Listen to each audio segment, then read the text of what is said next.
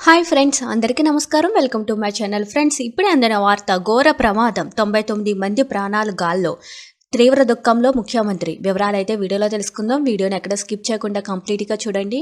అప్పుడే మీకు complete information అనేది తెలుస్తుంది. అలాగే ఇప్పటివరకు మన ఛానల్ ఎవరైతే సబ్స్క్రైబ్ చేసుకోలేదో దయచేసి సబ్స్క్రైబ్ చేసుకోండి. అదేవిధంగా లైక్ చేయడం మాత్రం మర్చిపోకండి. ఇంక లేట్ చేయకుండా వివరాల్లోకి అయితే వెళ్ళిపోదాం. అరేబియా సముద్ర జలాలలో విహారయాత్ర బుధవారం తీవ్ర విషాదాన్ని నింపింది. ముంబై తీరానికి సమీపంలోని ప్రసిద్ధ ఎలిఫెంటా దీవిని సందర్శించేందుకు వెళ్తున్న పర్యాటకులకు ఫెర్రీని నౌకాదళానికి చెందిన స్పీడ్ బోటు ఢీకొనడంతో ఘోర ప్రమాదం జరిగింది.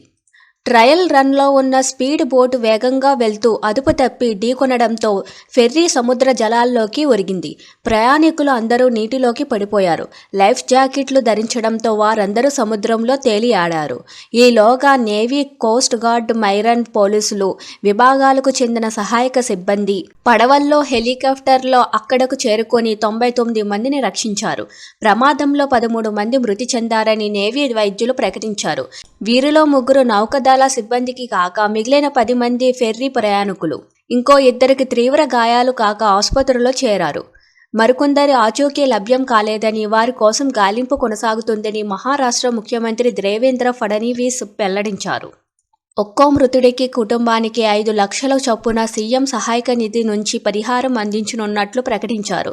ప్రమాద దృశ్యాలను వీడియోలో చిత్రీకరించిన వ్యక్తులు సామాజిక మాధ్యమాలలో పోస్టు చేశారు. ప్రయాణికులతో కూడిన ఫెర్రీ ముంబైలోని గేట్వే ఆఫ్ ఇండియా నుంచి బయలుదేరి ఎలిఫెంటా దీవికి వెళ్తుండగా సాయంత్రం 4 గంటల సమయంలో ప్రమాదం జరిగింది.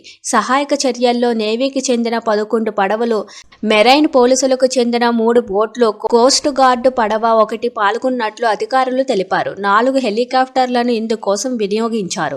స్థానిక జవహర్లాల్ నెహ్రూ పోర్టు సిబ్బంది, మత్స్యకారులు కూడా ప్రయాణికులను రక్షించేందుకు ప్రయత్నిస్తున్నారు.